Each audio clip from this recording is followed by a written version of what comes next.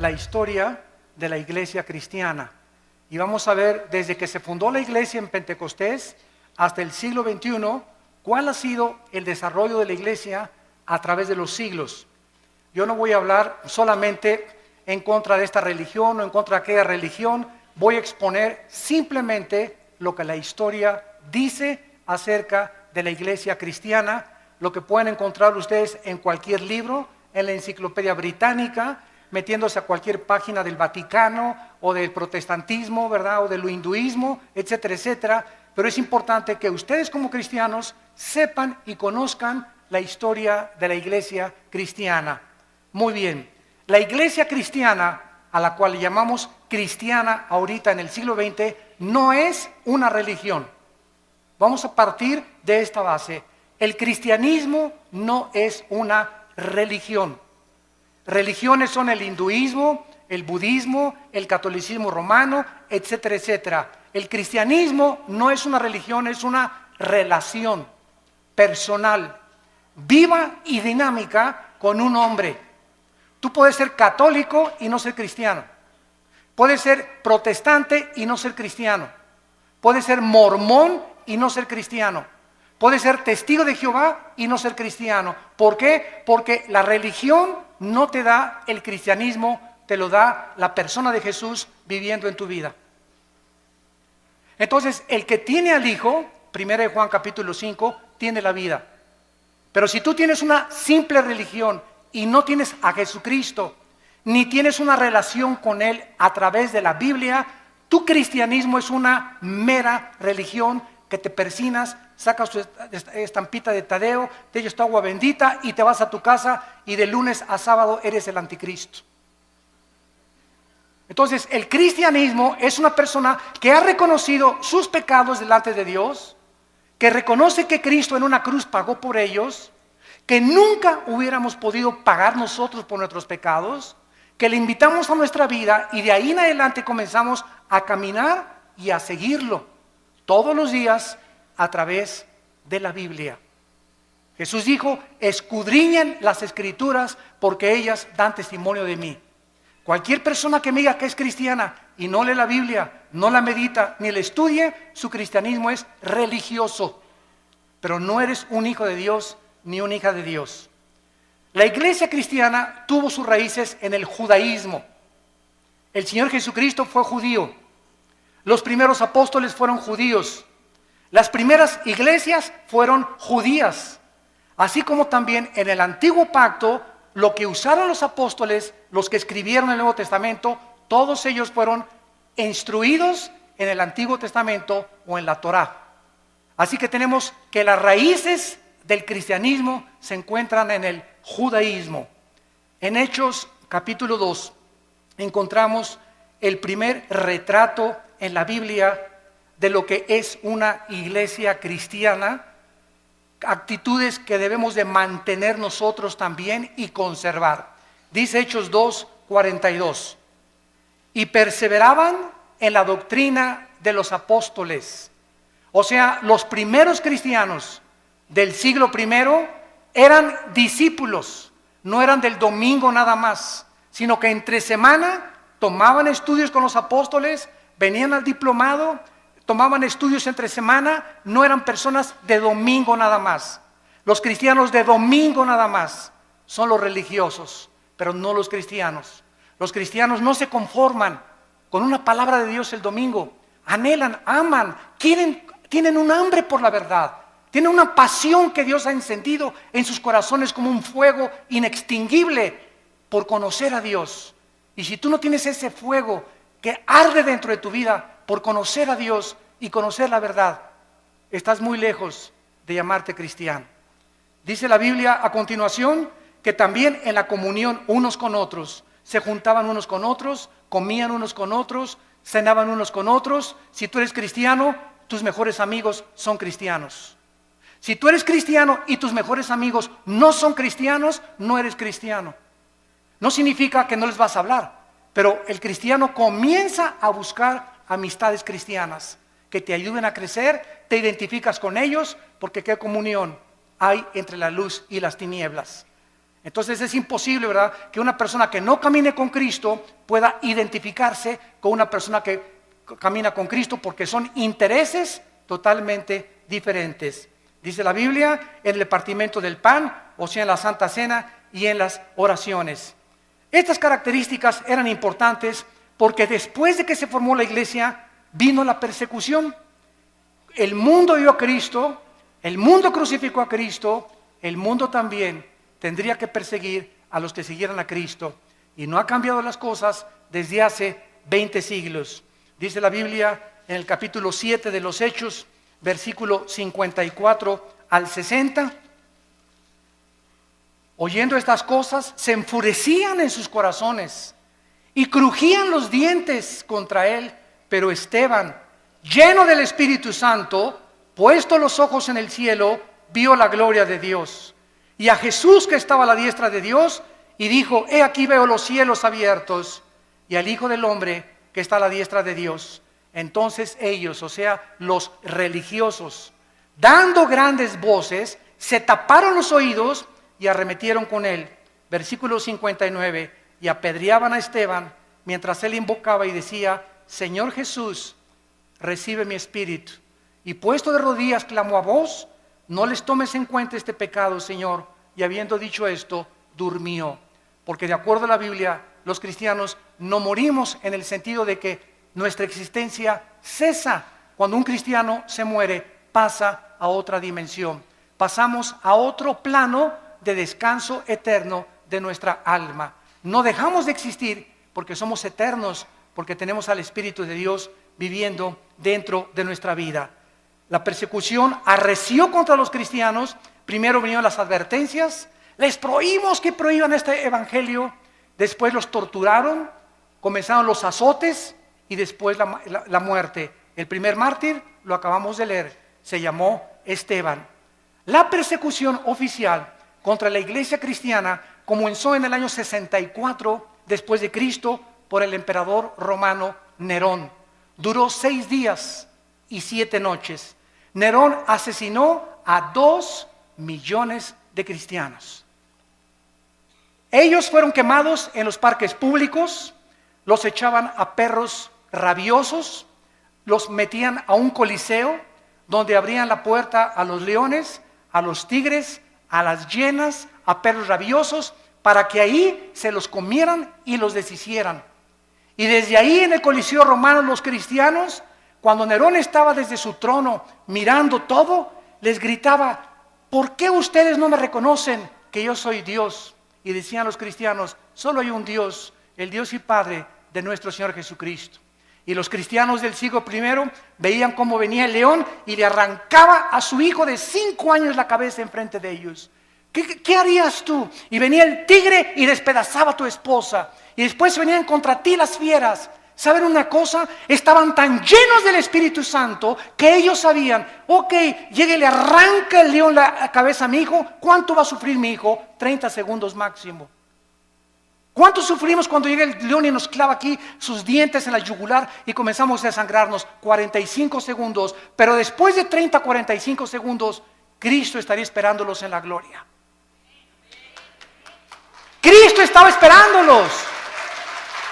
La resurrección de Cristo, el hecho de que supieran que Cristo había resucitado de los muertos, fue lo que les impulsó y lo que les llenó de ánimo y de valor para enfrentarse a la muerte. Y dice en Apocalipsis 12 que le hemos vencido porque menospreciamos nuestras vidas hasta la muerte. Para el cristiano el morir es Cristo y el morir es ganancia. Podemos vivir para Cristo, pero cuando morimos, ¿qué es lo máximo que nos puede pasar? Nos está esperando la gloria por causa de que hemos sido fieles a Dios. Pero los cristianos del siglo XXI, ya no voy a la iglesia porque doña Chencha me hizo caras y me hizo fuchi. Ya no voy a la iglesia porque esta no tiene aire acondicionado. Ya no voy a la iglesia. Los cristianos del siglo XXI parece que fueron hechos de mermelada McCormick. Duermen en camas de seda, carros con aire acondicionado, casas con calefacción. Y ahora, como lo vamos a ver más adelante, ahora hasta los predicadores del siglo XX piden ya hospedarse en hoteles 5 estrellas, a que los reciban a la limusina en el aeropuerto y que les den $500 la noche.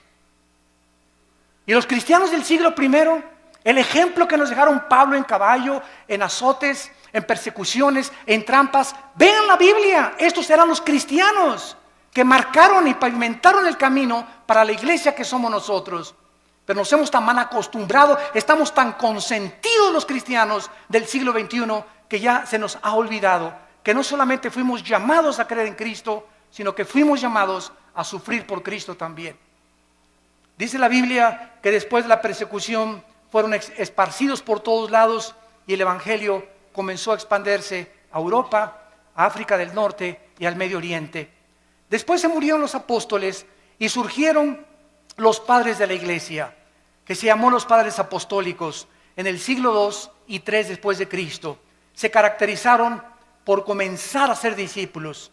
Los apologistas defendieron la fe, los polemistas defendieron las herejías y los teólogos estudiaban la teología para acabar con las herejías que estaban entrando al cristianismo. Ahorita en el cristianismo, en el siglo XXI, yo que estoy viajando por todo el mundo ahora, me doy cuenta la condición tan patética, tan lastimera y tan triste en la que viven la mayoría de los cristianos. Se comen todo, lo creen todo, hemos llegado a abandonar la Biblia. Si un predicador es famoso le creen, pero ya no estudian la Biblia y ya no hay defensores de la fe, ni personas que tengan el celo de Dios de poder defender la palabra con su propia vida. Vino entonces después la famosa conversión en el año 337 después de Cristo de un emperador que se llamó Constantino. Escuchen, pasaron 3 siglos y no había papas. Pasaron 350 años sin tal cosa como que Pedro fue el primer papa. Si Pedro fue el primer papa, por favor, Virgen de los Remedios, ¿quién fue el segundo papa? ¿Quién fue el tercer papa? Pasaron 350 años sin que hubiera tal papado. El emperador Constantino nombró al obispo de Alejandría y de Constantinopla pontífice. La palabra pontífex en el latín significa constructor de puentes, porque el pontífice comenzó a enseñar que él era el puente entre Dios y los hombres, no Jesucristo, sino ese hombre a quien el emperador romano lo nombró. Y después lo nombró vicario de Cristo, vicarius Dei Filii en latín, que significa representante de Cristo en la tierra. Bueno, el emperador romano, Constantino, iba el 27 de octubre del año 330 más o menos a Milvain en una batalla, y en el cielo vio una cruz. Él dice que vio una cruz que le dijo, signos vincitoris, crucifix, bajo este signo vencerás. Constantino cesa la persecución del imperio romano contra los cristianos, ya no los persiguen a los cristianos, y él absorbe el cristianismo constantino como la religión oficial del imperio romano. Y desde Constantino a nuestros días, los cristianos son por herencia y por tradición y no porque han nacido de nuevo. Mi mamá fue católica, yo soy católico. Mi papá es budista, yo soy budista. Y así los padres heredan la religión sin que los hijos se hayan convertido a Cristo verdaderamente. Quiero decirles que Teodosio en el año 395 hizo oficial el decreto y ahora los cristianos, todos absolutamente, por ser hijos de padres cristianos, eran cristianos también. Vinieron después, en el siglo IX y X, en el año 1095, las cruzadas. El Vaticano, para recobrar la Tierra Santa de los musulmanes, ordenó 7 cruzadas en total. El papado apareció por primera vez hasta el siglo VI. 600 años pasaron sin que hubiera un jefe representante de todos los cristianos en el mundo. Alcanzó su cenit el papado en el siglo XIII y desde entonces hasta el siglo XVIII ha comenzado a menguar la influencia de Roma sobre el pueblo. La palabra papa significa pater en el latín, que fue aplicada a los padres de la iglesia. En el año 500 después de Cristo comenzó a limitarse al obispo de Roma nada más y después se convirtió en el papa o en el jefe de todo el sacro imperio romano. Durante 500 años, repito, no hubo papas. El primer papa, apúntalo, fue Gregorio I. El primer papa funcionando desde el Vaticano en el año 590 después de Cristo fue Gregorio I. Cuando el papa asumió el Vaticano, cerraron la Biblia y se hizo un decreto que nadie podía leer la Biblia. Le pusieron un candado a las escrituras más que con el permiso del Vaticano. Muy bien, cerraron la Biblia y entonces los hombres comenzaron a introducir al cristianismo más de 30 herejías. Permítanme leerles algunas de ellas. En el año 375 después de Cristo comienzan a decir el obispo que a los santos son intercesores de nosotros. En el año 450 se establece el celibato sacerdotal, que un hombre para servir a Dios no necesita estar casado, necesita estar soltero para servir a Dios. De ahí viene el grande problema de la pederastia, que últimamente han culpado a millones de personas y de obispos y cardenales que han protegido a muchos curas que violan a los niños menores de edad. ¿Por qué? Porque los pobres sacerdotes, ¿verdad?, les prohíben casarse y ahorita se calcula que el 80% de los sacerdotes en el mundo tienen una esposa. A escondidas, de luego, debajo de la cama la tienen ahí guardada. Y la mayoría de ellos tienen hijos también, porque el Vaticano no ha querido entender que la Biblia en 1 Timoteo capítulo 3 la Biblia ordena que los hombres de Dios es mejor que estén casados. Entonces ese fue un invento que se lo sacaron de la manga, el celibato sacerdotal. En el año 666 viene la extrema unción, que si una persona está agonizando y se va a morir y llega un sacerdote y le ponen el santos óleos, la persona ya no tiene por qué irse al purgatorio, porque se le da la extrema unción. Si una persona se fue en pecador, borracho, parrandero y jugador, pero antes de morir le echan aceite, el sacerdote se salva del infierno. En el año 850 establecieron el agua bendita, que cualquiera que metiera la mano a la pilita y se hiciera el signo de la cruz, ya lo protegían los ángeles.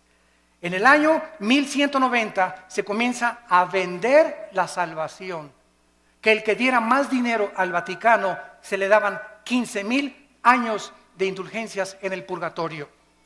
En el año 1215 después de Cristo, se introduce la transubstanciación, que el sacerdote tiene el poder mágico de tomar una hostia y convertir la hostia en el cuerpo y la sangre de Jesucristo, y que cuando la persona toma la hostia está recibiendo a Jesucristo. Se lo recibe el domingo, se le sale de lunes a sábado y se le vuelve a meter el domingo. Digo, es que si seguimos una línea de lógica elemental es absurdo, pero ¿cómo es que millones de personas lo han creído? ¿Cómo es posible esto? Es que Cristo estableció la Santa Cena, claro, pero Él no dijo que al recibirlo lo recibíamos a Él. Él dijo, esto representa mi cuerpo que es partido, hacelo en memoria de mí. Nunca dijo que teníamos que recibirlo a través de eso. Bueno, esta transubstanciación va en contra de todo el libro en el Nuevo Testamento de los Hebreos, donde la Biblia dice que los sacrificios y todas las cosas fueron suspendidas y que en una sola ofrenda Cristo, al morir en la cruz, Él ha pagado por todos nuestros pecados. Después la iglesia introduce la misa con la transubstanciación. ¿Saben ustedes lo que es la misa? Yo le he preguntado con mucho respeto, se los digo, y vuelvo a repetir, estoy hablando la pura historia. La misa, el 95% de los católicos no sabe qué es la misa. Todos dicen que es la Eucaristía o que es la hostia. De acuerdo al Segundo Concilio de Trento, apúntalo, el Segundo Concilio de Trento estableció la misa es la repetición del sacrificio de Cristo por los vivos y por los muertos. Cuando el Padre entra al altar, levanta la hostia, y yo me acuerdo cuando yo fui acólito, me acuerdo todavía del latín, el Padre dice, me introduzco al altar de adeum qualifica juventudes meam, quera mis pea, quera mi idea, quera mi repulistis. Me introduzco al altar de Dios a ofrecer el sacrificio por los vivos y los muertos. En otras palabras, lo que Cristo hizo en la cruz, se lo brincan. Y están matando a Cristo, volviendo a repetir el sacrificio de Cristo por los vivos y por los muertos. Esto es lo que es la misa. Por eso a los cristianos se nos prohíbe en Efesios 5, en 2 Corintios capítulo 6, que no hay comunión entre la luz y las tinieblas. No podemos los cristianos participar de un rito donde están ofendiendo lo que hizo Cristo en la cruz del Calvario. En el año 1303 se declara la peor de las herejías, que fuera de Roma no hay salvación. Que es la iglesia la que salva, no Cristo. La iglesia romana es la única que puede salvar.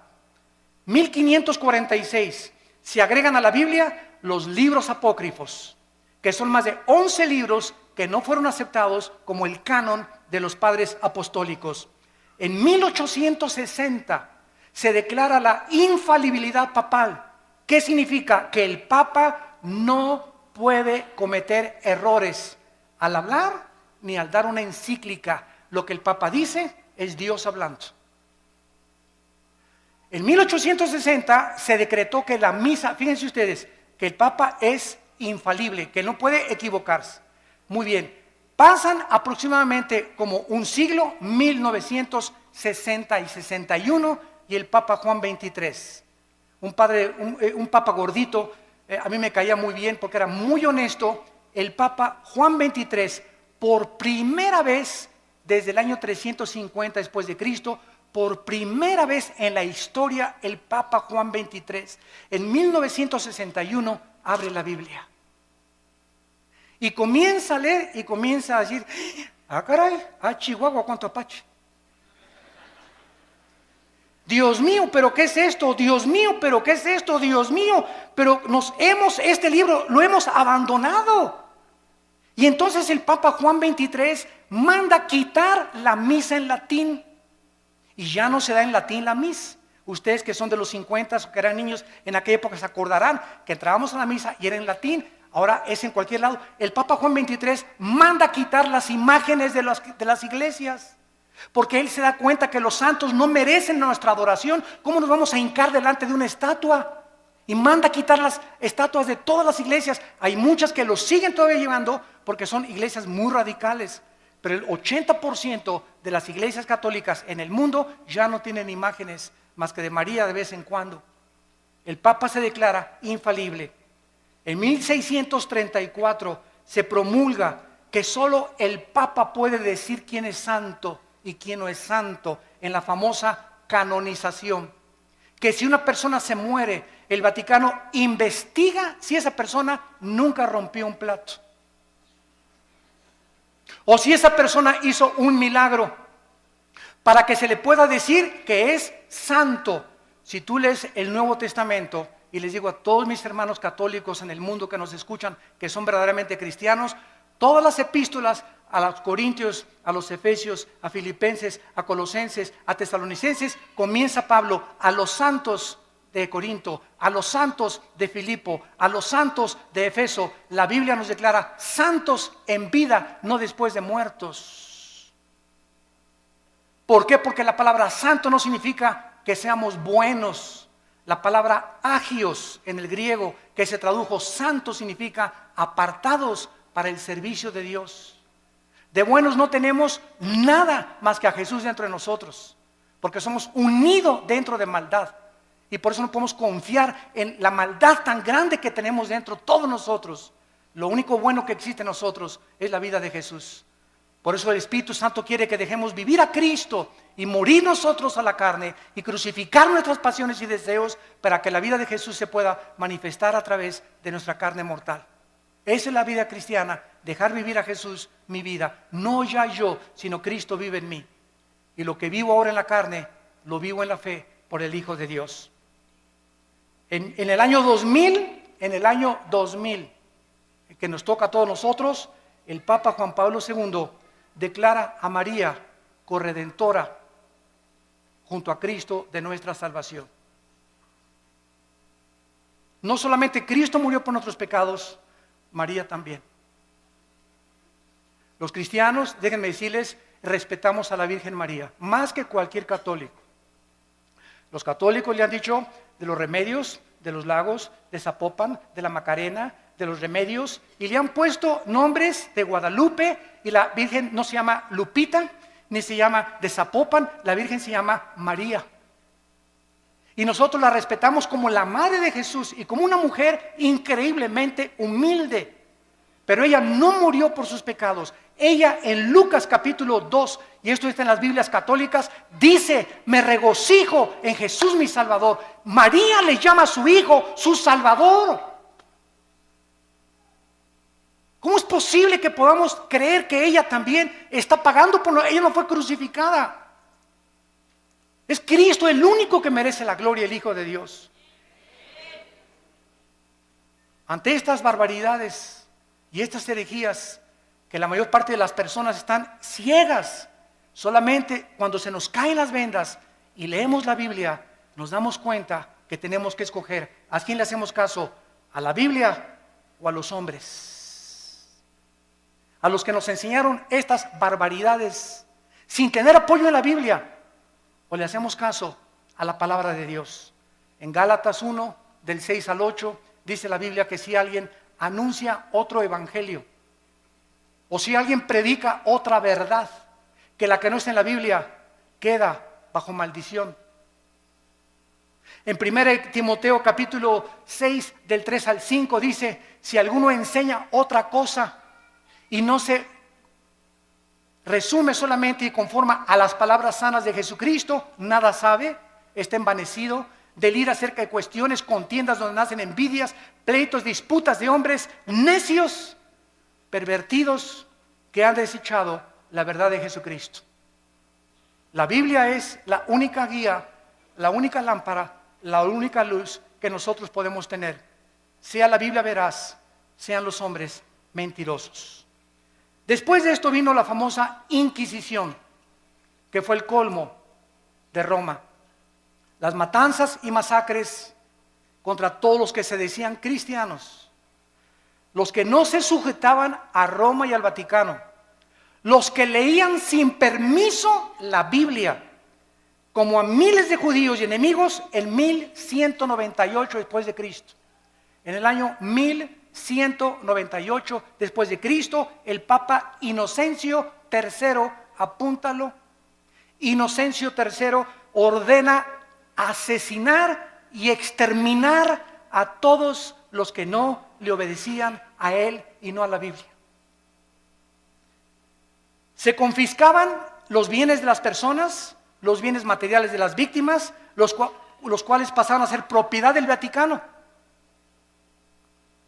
Francia, España, Italia y Alemania y los Países Bajos sufrieron los errores en el nombre de Dios. Se comenzó a matar a la gente en el nombre de Dios. La religión, no el cristianismo. Por eso comenzamos poniendo las bases. El hecho que lo hayan hecho en el nombre de Dios no era el Dios de la Biblia, era el Dios que ellos han inventado.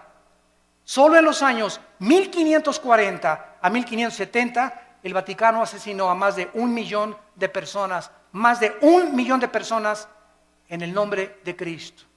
El Vaticano usó la Inquisición para mantener su poder. Y en el siglo XVIII, el Vaticano era el estado más millonario y rico de toda Europa. Ningún rey en Europa podía hacer nada, ni casarse con ninguna persona sin permiso de Roma. Se convirtieron en dictadores totales de Roma.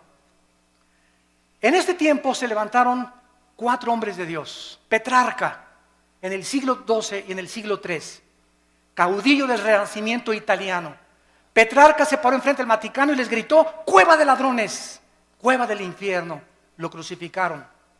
Juan Wycliffe, profesor de la Universidad de Oxford, Inglaterra, predicó contra la tiranía espiritual del clero, se opuso a los papas, a los cardenales, a los monjes y defendió el derecho de que el pueblo podía leer la Biblia. Lo asesinaron. Juan Hus, rector de la Universidad de Praga, discípulo de Wycliffe, predicador intrépido, ataca los vicios del clero y el estado corrompido del Vaticano, condenó la venta de la salvación, de las indulgencias, rechazó la enseñanza del purgatorio que no está en la Biblia, fue quemado vivo, y los que seguían a Hus los condenaron a muerte en la hoguera por órdenes del Vaticano. Giacomo Savonarola, originario de Florencia, Italia, denunciaba como un profeta hebreo el sensualismo, los vicios y los pecados del Vaticano, porque a los 12 años de edad comenzaron a nombrar papas. Había papas que tenían 12 años de edad, eran niños y los hicieron papas y nombraron a más del 45% homosexuales. Jefes de la iglesia y representantes de Dios en el mundo. Giacomo Savonarola quiso acercarse al Papa Alejandro VI, apúntalo, el Papa Alejandro VI le dice a Giacomo Savonarola: te ofrezco hacerte cardenal si te callas la boca. Él dijo: no me callo. Lo ahorcaron y lo quemaron en la Plaza Mayor de Florencia, 19 años antes que Martín Lutero publicara sus 95 tesis en la Catedral de Wittenberg, Alemania.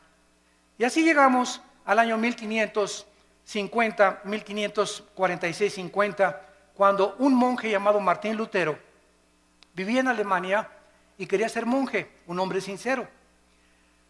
Y pasó por Alemania un hombre llamado Juan Tetzel.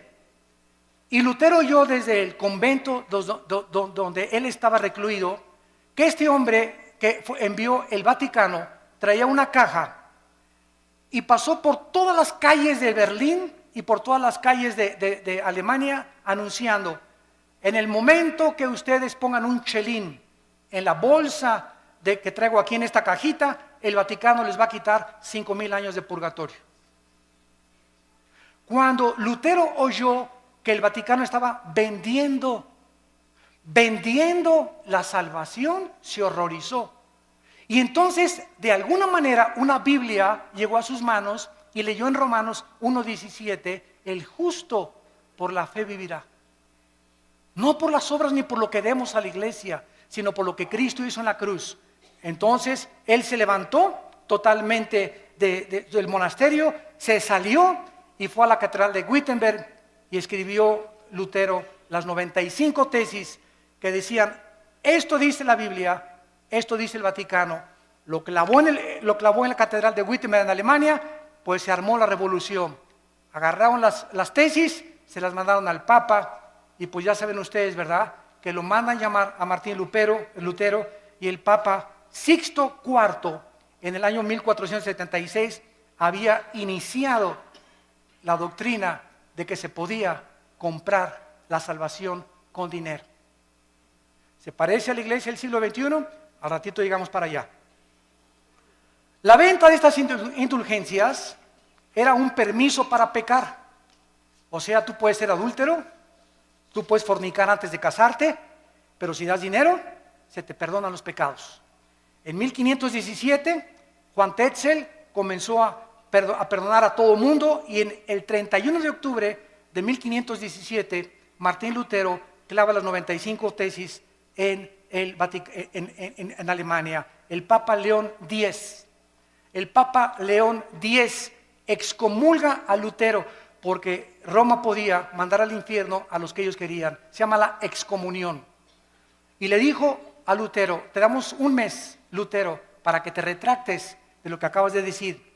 Lutero quemó públicamente la bula papal del Papa, y entonces Carlos V, emperador del Sacro Imperio Romano, Alemania, Austria, España y Países Bajos, invitaron a Lutero para que se presentara y se negara de lo que él había dicho. Lutero llegó y estaban como 100 cardenales del lado derecho, como 100 cardenales del lado izquierdo, y el Papa sentado en su trono. Y le dijo el Papa enfrente de todos el juicio que le hicieron: Martín Lutero, niegas lo que tú escribiste. Y Lutero llegó con la Biblia.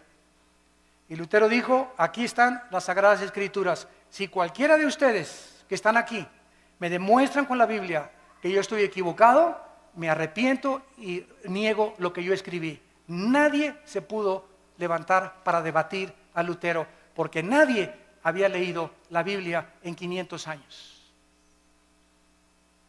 Todo era lo que los hombres habían inventado.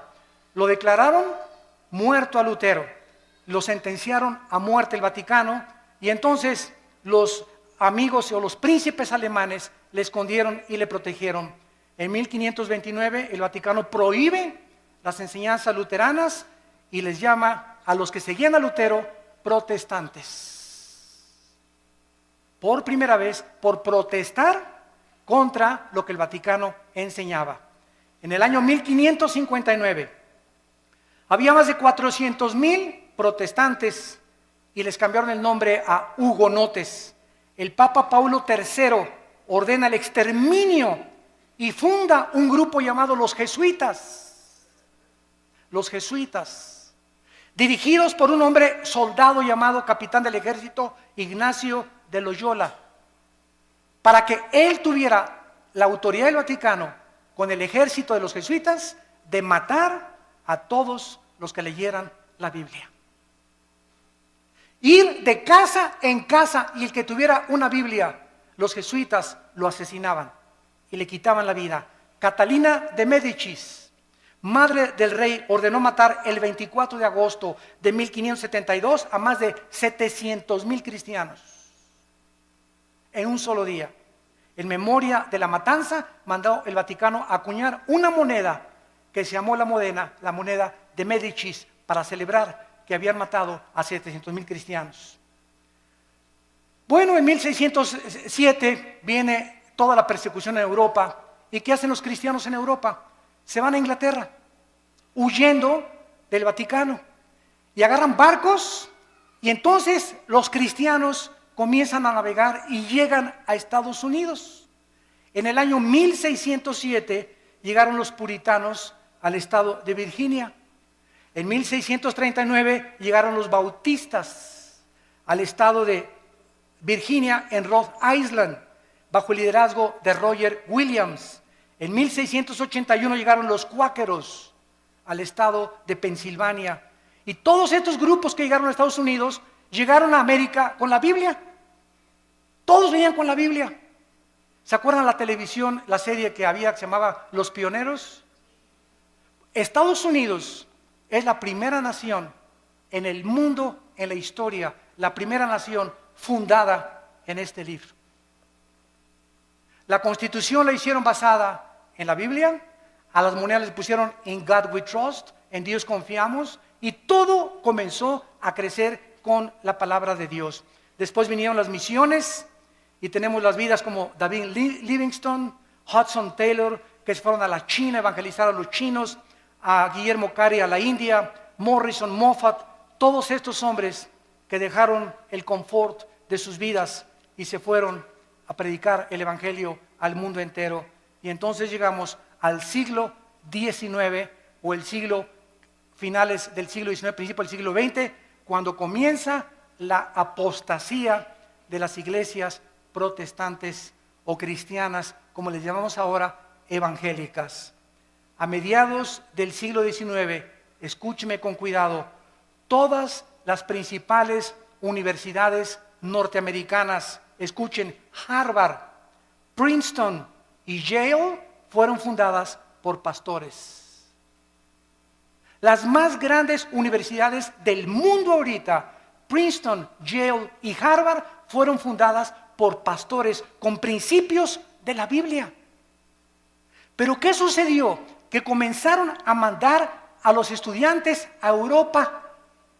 Y en Europa en el siglo XX comenzó el racionalismo francés y el ateísmo alemán, donde Jacques Rousseau y todos los grandes ateos del siglo XX comenzaron a atacar la Biblia, y los cristianos que venían de Europa, estudiantes que llegaron a enseñar en los seminarios teológicos norteamericanos, comenzaron a introducir todas las herejías del racionalismo filosófico europeo, y comenzó a leudarse poco a poco las iglesias protestantes o las iglesias evangélicas.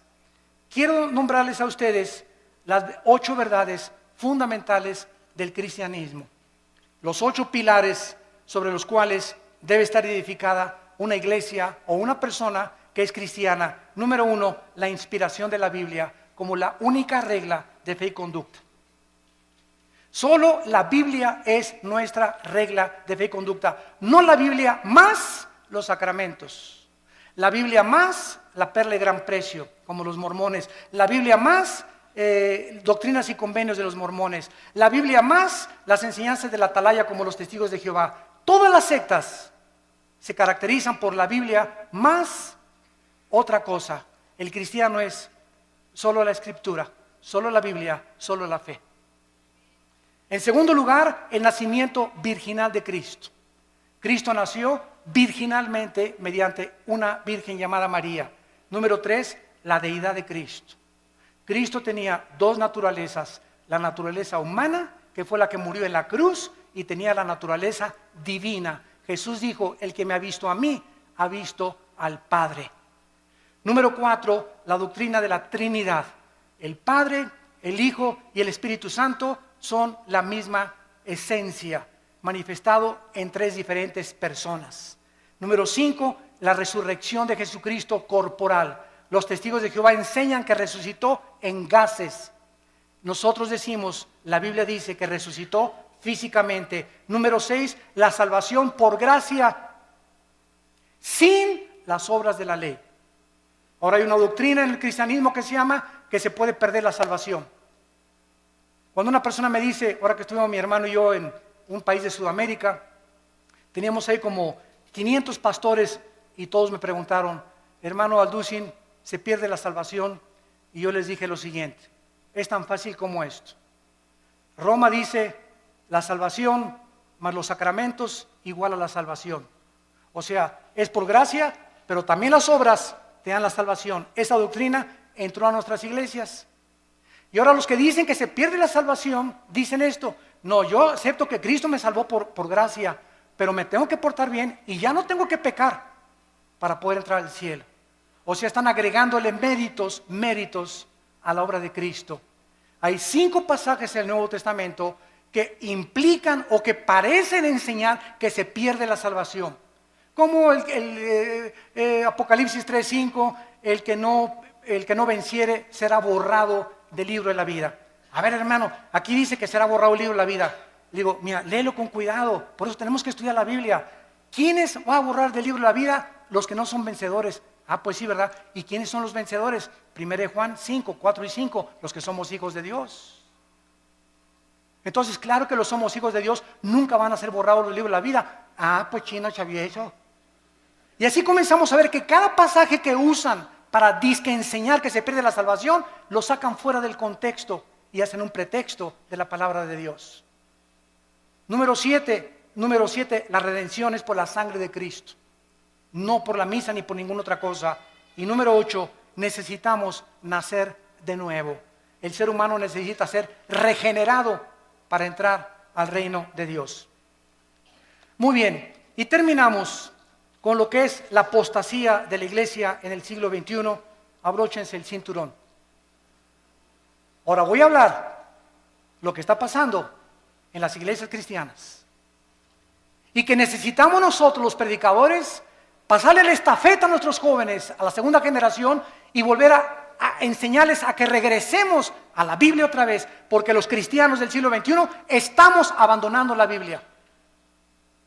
Y si estamos criticando a Roma que vende la salvación, yo conozco iglesias cristianas que venden la salvación. Ya no tenemos por qué jactarnos ni presumir que somos mejor que el Vaticano. Por eso les dije, les voy a hablar la verdad. Yo conozco iglesias que venden la salvación y predicadores en la televisión que te venden la salvación. Si tú les mandas $50. En 1960-70 comenzó un cura católico en Centroamérica llamado Camilo Torres.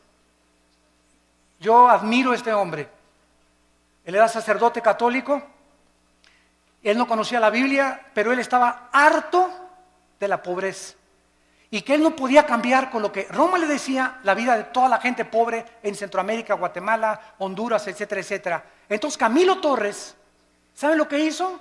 Agarró un AK-47 y formaron grupos armados para poder comenzar a usar el comunismo y a través de la liberación de los estados opresores dictatoriales, quitar la pobreza a la gente. Esto se llamó la teología de la liberación, que fue una mezcla de cristianismo con el comunismo. Y él era un hombre sincero, Camilo Torres. Después encontramos que pasó el tiempo Y el cristianismo se comenzó a mezclar con el misticismo de los hindúes y de las filosofías orientales. Comenzamos a darles en los 70s y en los 80s del siglo pasado, a darle más experiencia y más validez a las experiencias místicas, y se comenzó a propagar la mentira. No vamos a hablar de doctrinas, las doctrinas nos dividen. Si leemos las cartas de Timoteo, le dice Pablo a Timoteo, predica la doctrina. Y comenzaron a decir, no hablemos de doctrinas, vamos a hablar mejor del amor, porque las doctrinas nos dividen. El pueblo de Dios comenzó a enseñar que si tú no hablas en lenguas, no tienes a Cristo. Que si no hablas en lenguas, no tienes el bautismo del Espíritu Santo. Esto es una herejía. Porque el don de lenguas, gracias a Dios por él, y no estamos en contra de este don. Gracias a Dios los que ustedes tienen ese don. Pero enseñar que si no lo tienes, no tienes al Espíritu Santo, es una herejía. Porque toda la historia de la iglesia, los más grandes hombres de Dios del siglo pasado y del siglo XXI, ninguno nunca ha hablado en lenguas. Entonces no eran cristianos de acuerdo a esta enseñanza. Se comenzó a propagar la risa santa. Y comenzó a decir que era de Dios. Risa santa le llamaron. Y se comenzaron a tirar al suelo, muertos de la risa. Y comenzaron a filmarlos todos los enemigos del evangelio. Y comenzaron ya en el suelo a ladrar como perros. Comenzaron a ladrar como animales. Después vino el vómito santo. Es santo. En la iglesia, enfrente de todos, que porque lo que salía era el bautismo del Señor. Después comenzaron a mandar por la televisión trapos ungidos. Quiero decirles que si me mandan $100, este trapito se ungió con aceite de Israel. A mí qué me importa que haya sido con aceite de Metepec. El aceite del Antiguo Testamento no era el santo, representaba la unción. No había nada del aceite que fuera santo, era el símbolo que él representaba nada más. Y ahora la gente, porque este es aceite de Jerusalén, ya tiene más validez que el aceite de olivo o que el aceite que hacen en cualquier otro lado. Y comenzaron a ungir trapos, pero el predicador era famoso. Y como yo soy famoso, te mando el trapito, mándame $50 y lo pones bajo tu almohada y te quita el dolor de cabeza. O te va a proteger de los demonios. O si me mandas $100, alejaré las maldiciones de tu casa. O si haces un pacto conmigo, tu hijo se va a aliviar y tu esposo va a regresar que te abandonó. Todas estas son herejías, son blasfemias de la palabra de Dios, que tenemos que combatirlas, aunque nos cueste, como lo hemos dicho antes, nuestras propias vidas, nuestros propios intereses. Yo se los digo, a mí me han prohibido tantas cosas y tantas iglesias y tantos países la entrada. Hermano, yo tengo ya mi foto en casi todos los países, como persona non grata a las iglesias carismáticas. Porque tienen miedo de que hablemos la verdad, por las barbaridades en las que se han metido. También se ha comenzado a enseñar, aparte de las lenguas, la risa santa, el vómito santo, contorsiones, y comenzaron las apariciones hace 10 años, que estaba cayendo del cielo oro y piedras preciosas. Polvito santo del cielo, está cayendo oro. Hermano, míreme las manos, es diamantina, menso. Alguien se contó cuánto el ventilador le puso diamantina, burro. Me está cayendo oro del cielo. ¿Quién puede imaginarse que Dios le va a interesar mandarnos oro del cielo? Dice Proverbios, busque la sabiduría más que las piedras preciosas. Increíble. Dios me parchó la muela y tengo ya un tapón de oro, hermano. A Dios te pone una muela nueva, menso. No te pone un parche ni te la tapa. Dios hace las cosas nuevas totalmente. Todas estas cosas han entrado a la iglesia y el pueblo las ha aceptado por no conocer la palabra de Dios. Y luego también en las reuniones. Y voy a iglesias y yo les digo a mis pastores, denle un zap en la cabeza atrás de esa persona.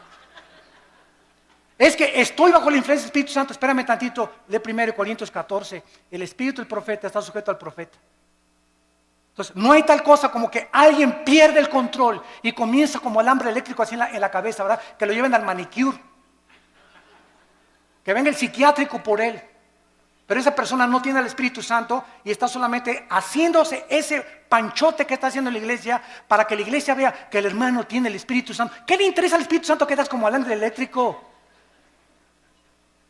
En 1 Corintios 14 dice la Biblia, hermanos, dice Pablo, les suplico que en la iglesia no hablen en lenguas. Y si alguno quiere hablar en lenguas en la iglesia, que sea 1, 2 o 3 por turno, nunca todos al mismo tiempo, y además que uno interprete, y si no hay intérprete, cállate y habla en chino mejor. Pero llegaban a las iglesias y todos, pero todos estaban llenos del Espíritu Santo. Hermanos, un cántico nuevo, y comenzaron todos. ¿Cuál cántico nuevo? Ni que 8 cuartos. ¿Cuál cántico nuevo? El cántico nuevo en los salmos es algo que sale de Dios, inspirado con nuestra mente de por medio. Nunca caemos en el misticismo oriental que pierdo el contacto con la realidad y me tomo un espíritu y me comienzo a hacer así, o comienzo a dar cosas que eso no son cosas de la palabra de Dios. Todo este misticismo entró a la iglesia y hemos llegado a la brujería. He visto programas de televisión donde un pastor agarra un bote de agua y dice que lo convierte en la sangre de Cristo. Y voltea el bote de agua, ¿verdad? Y se voltea por atrás y le echa de esa cosa, ¿cómo se llama el polvo con el que hace ¿cómo? Kool-Aid. ¿Lo pueden creer? Otra señora en la televisión hace poco pasó y dijo, fórmense aquí los de $1,000 y aquí los de $500. Y agarró un billete y lo pegó aquí en el oído. El dinero habla.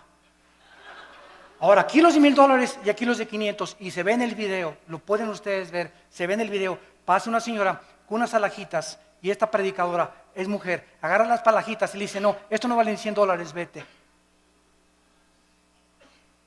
Cuando la Biblia dice, cada quien dé como propuso en su corazón, ¿cómo puede alguien atreverse a decir que es predicadora o que es profeta cuando ella tiene que decirles, si te das de 1,000 o te das de 500, que no sea menos de 500 ni menos de 1,000? Los de 1,000 aquí y los de 500 acá. Los de 1,000, denme su libro porque van a ser mis discípulos preferidos. A eso está llegando la iglesia cristiana y todos están como mensos, creyéndose todo, comiéndose todo, y ya no hay discernimiento absolutamente de la palabra de Dios. Y ahora viene también la teología de la prosperidad. Virgen de la Macarena. Se enseña que Dios quiere que todos seamos ricos, que si tú mandas una ofrenda te vas a hacer rico o te vas a tener la prosperidad económica. Y claro que Dios quiere prosperarnos. Y claro que Dios quiere bendecirnos. Segunda de Juan. Yo quiero que prospere tu vida y tu vida espiritual y tu vida social y tu vida económica, pero nunca se predica el precio que hay que pagar para esta bendición de Dios, y es la santidad. No es mandar para que Dios me dé, comenzamos a vender y comenzamos a hacer negocio con Dios. Es como los famosos pactos, ¿verdad? Los pactos ya se acabaron. A Dios le haces promesas, los pactos los inicia Dios. Ya no hay ninguna cosa que un hombre haga pactos con Dios. Hacemos los pactos nosotros, ya estamos bajo el pacto de sangre y ese pacto es incondicional. Ya no hay ningún otro pacto que hacer más que obedecer las sagradas escrituras. Cobrar por predicar. Me hablan el otro día de un país de Sudamérica. Hermano Alducin, lo invitamos a una cruzada aquí. Sí, con mucho gusto voy a orar. ¿Cuántos van a ser sus honorarios? ¿Cuánto van a ser sus honorarios? Me preguntan muchos pastores que nos están oyendo por televisión también. ¿Cómo que cuántos son mis honorarios? Pues sí, hermano, es que los predicadores que hemos invitado nos cobran $500 la noche con traje oscuro, con traje azul. Si quieren que llore, $50 más. Da risa, ¿verdad? Pero es la verdad. Que los recojamos en limusín, de desayuno, queso, cottage con uvas nada más, con agua una tal marca, que los transportemos en helicóptero, y el que trae avión, que le paguemos $10,000 para la gasolina del avión. O sea, el hermano viene nomás 3 días y le pagan la gasolina de un mes. Y les digo a los hermanos pastores, esos son mercenarios del Evangelio. Mercenarios del Evangelio, blasfemos del Evangelio. Dice 1 Corintios capítulo 9. Versículo 16, 1 Corintios 9, 16. Si anuncio el Evangelio, dice Pablo, no tengo por qué gloriarme. Me es impuesta necesidad. Y ay de mí si no anunciar el Evangelio, por lo cual, si lo hago de buena voluntad, recompensa tendré. Pero si de mala voluntad, la comisión me ha sido encomendada. ¿Cuál es mi galardón? Que predicando el Evangelio, presente gratuitamente el Evangelio de Cristo. ¿Qué me dicen los hermanos? Bueno, ¿qué nos pide entonces, hermano Alducin? Miren, pues págame el avión y un hotel, no importa si es una estrella. Ahora que fui a Guatemala estuve en un hotel, ¿verdad? De una estrella, creo que el ventilador casi me cae en la cabeza. Anduve 2 veces en burro y en caballo. No había ni en qué transportarme al estadio donde fue la cruzada de casi la mayoría de indígenas. Imagínense ustedes, ¿somos mejores que Cristo y que Pablo nosotros? ¿Qué pastores pirruration y qué nada? Exigir esas cosas, ¿cómo es posible? Que hemos llegado a ese grado. Nos hace llorar, nos hace hervir de enojo, con una ira santa contra la palabra de Dios. Lo que han hecho estos hombres y que están aceptándose como algo normal, porque lo peor de todo es que ya es algo normal, se está aceptando igual ya, los músicos igual, $15,000 si quieren un concierto. Oiga, pues que nadie se pague la vez, pues junten dinero y que los mande a su iglesia. Nunca el cantante o el predicador es un negocio, es un ministerio llamado por Dios. Yo les digo a los hermanos, páganme el avión y el hotel, si me quieren acostar en el suelo, una cama de piedra, una cama de piedra. ¿Por qué acepto la invitación? Porque oré y Dios me quiere mandar a ese país. Y sabe una cosa, si ustedes me quieren dar una ofrenda, dénmela. Y si no me quieren dar una ofrenda, no me la den, porque yo no voy por ustedes, yo dependo del Dios Altísimo que está en el cielo.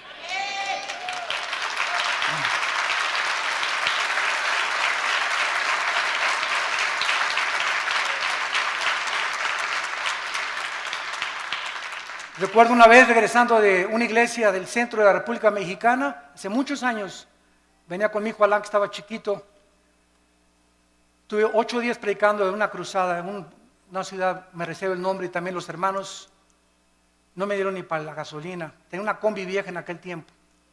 Cuando pasábamos, Alan y yo tuvimos que empeñar nuestros zapatos que traíamos y el reloj que traía para pagar la caseta y regresar a casa.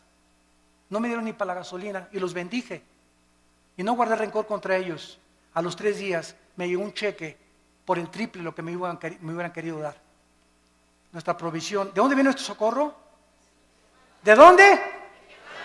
Acuérdate de eso. Acuérdense de eso, predicadores que me están escuchando. Nuestro socorro viene de arriba, no de los hombres, ni el aplauso de los hombres también. Y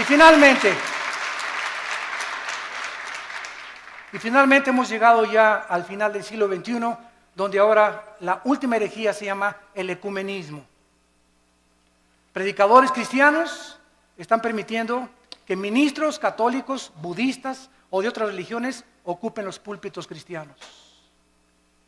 Estamos uniéndonos, dizque para que todos seamos uno, espérame tantito, podemos ser unos mediante la verdad. No, el amor sin la verdad no es amor. Es pasión y es solamente algo que brota de la carne. Es que mis hermanos católicos, mis hermanos mormones, espérame tantito, dice la Biblia que hermanos somos los que tenemos a Cristo. No le llames hermanos a cualquiera, todos somos criaturas de Dios, pero a los que le recibimos nos dio la potestad de ser hechos hijos de Dios. Así que discúlpame, pero no eres mi hermano, eres mi hermano si tienes a Cristo en tu vida.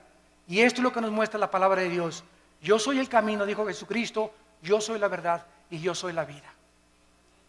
No hay ningún otro nombre dado bajo el cielo a los hombres en que podamos ser salvos. Hermanos en Cristo y los que nos ven por la televisión, es hora de regresar a la Biblia. Es hora de volver a desenterrar estas verdades escondidas que están siendo pisoteadas y aceptadas por el mundo entero. Aunque seamos desechados y rechazados, porque los hombres de Dios al final quedan solos en su vida. ¿Somos más grandes que Cristo? Abandonado por todos los discípulos. ¿Somos más grandes que Pablo? En una prisión en Roma, Pablo me abandonó, Alejandro, el calderero, el único que tenía era Timoteo. ¿Dónde están todos los que sané, dijo Cristo en la cruz? ¿Dónde están todos los demonios que le saqué a las personas? ¿Dónde están todas las personas que multipliqué el pan y les alimenté? Cristo murió solo en la cruz. ¿Somos mejores que Él? ¿Y por qué buscamos entonces la grandeza el reconocimiento y el aplauso de los hombres o una posición de autoridad en la iglesia. No busques grandezas, dice el profeta Jeremías. Busca a Jesucristo con todo tu corazón, con todas tus fuerzas y con toda tu alma, porque es el más grande mandamiento de todos. Oremos. Padre, te damos gracias por estas verdades de tu santa palabra. Levanta una generación nueva, Señor. Hombres inflamados y con la pasión del Espíritu Santo. Que contendamos ardientemente por la fe que nos ha sido dada una vez, nada más. Pero ustedes, amados, tengan memoria de las palabras que antes fueron dichas por los apóstoles de nuestro Señor Jesucristo. Que en los últimos tiempos vendrían burladores, andando según sus malvados deseos. Padres abandonando a sus hijos, madres abandonando a sus hijos, jóvenes dándole rienda suelta a sus pasiones sexuales, divorcios, pederastia y depravación moral. Estos son los que causan divisiones, los sensuales que no tienen al Espíritu. Pero ustedes, amados, edifíquense sobre vuestra santísima fe, orando en el Espíritu Santo. Consérvense en el amor de Dios. Esperemos la misericordia de nuestro Señor Jesucristo para vida eterna. Algunos que dudan, convéncenlos. A otros, sálvenlos arrebatándolos del fuego. Y de otros, tengan misericordia, porque aún su ropa está contaminada por tanto pecado. Y aquel que es poderoso para guardarlos sin caída y presentarlos sin mancha delante de su gloria con gran alegría, al único y sabio Dios, nuestro Salvador, sea gloria y majestad, imperio y potencia, ahora y por todos los siglos. Amén.